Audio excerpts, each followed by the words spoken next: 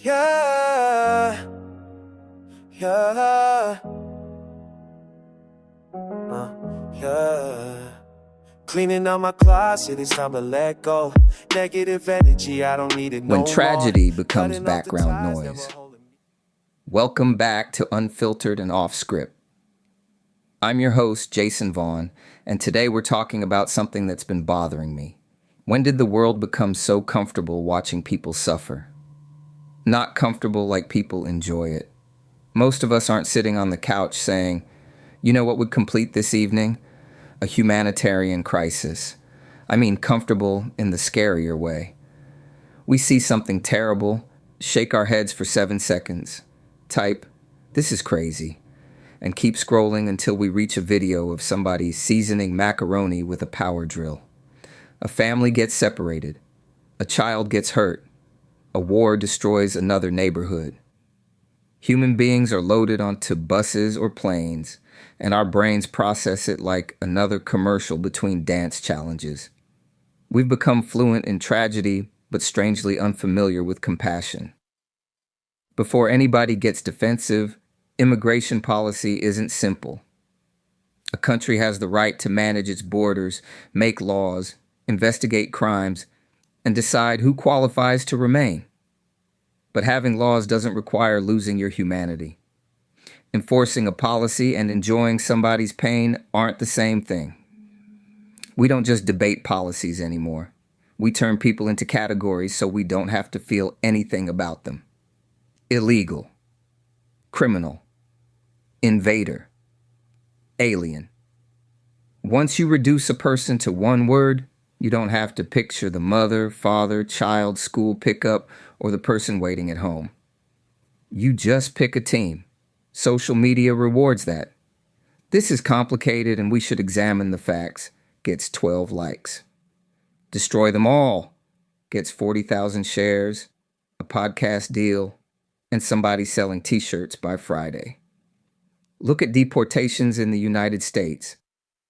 ICE said more than 350,000 people had been removed during fiscal year 2026 by July 21st. Detention data also showed tens of thousands of people in ICE custody, with about 7 out of 10 having no criminal conviction. Those facts don't explain every case, but they should remind us that the people caught in this system aren't one identical group.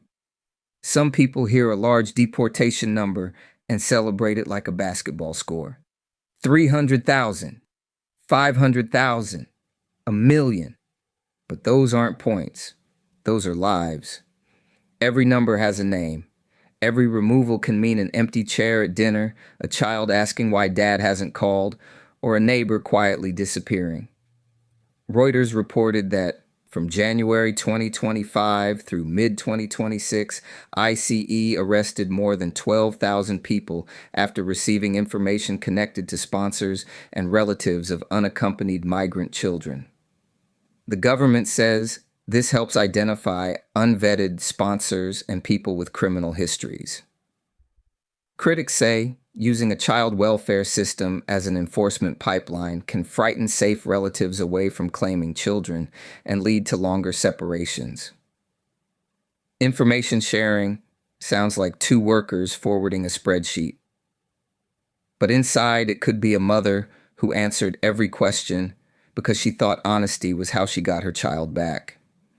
Children need protection from trafficking and abuse. We can still ask whether a system meant to reunite them is scaring safe relatives away. That's moral inspection.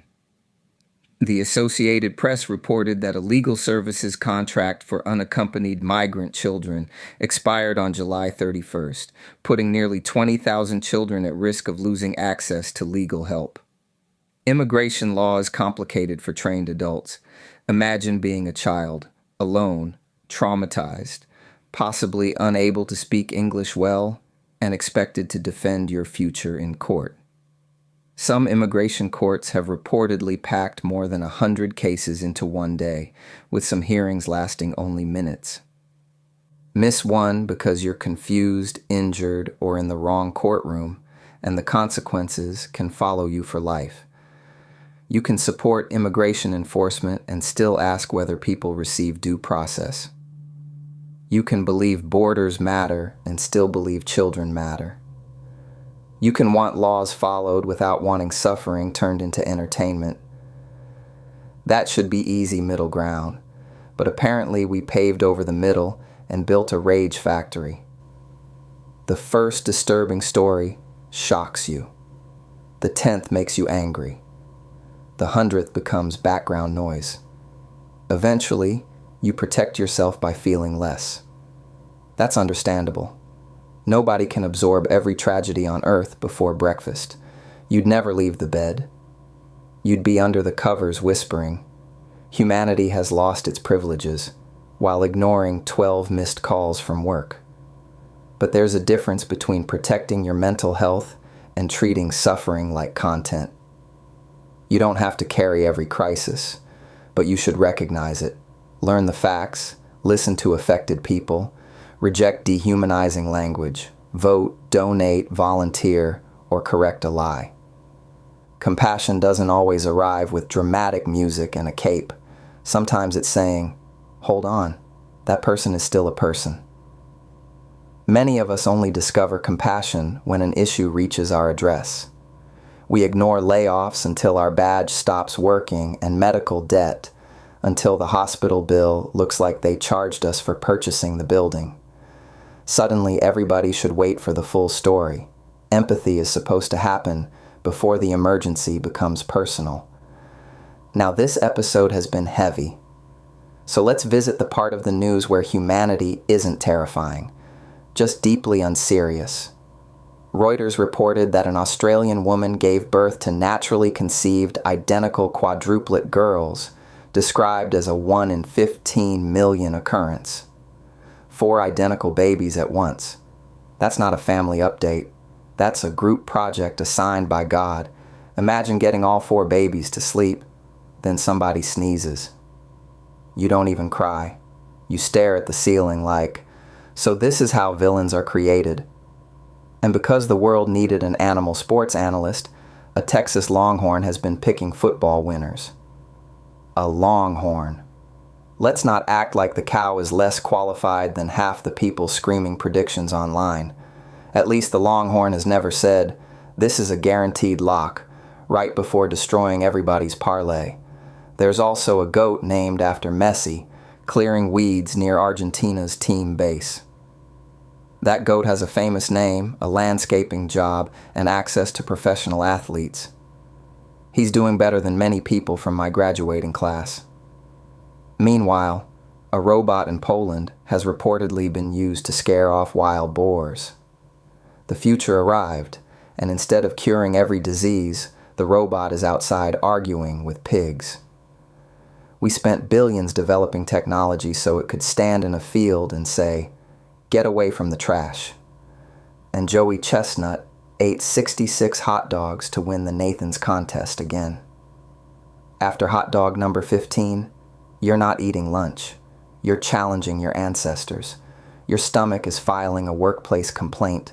Your body is sending notifications saying unusual activity detected. But the funny stories matter. Humor isn't always avoidance. Sometimes it's recovery. Staying emotionally present doesn't mean staying miserable. The goal is to feel sorrow, joy, anger, hope, and ridiculous amusement without letting one erase the others. That brings me to the closing subject. Attention is a moral choice. Everybody wants your attention.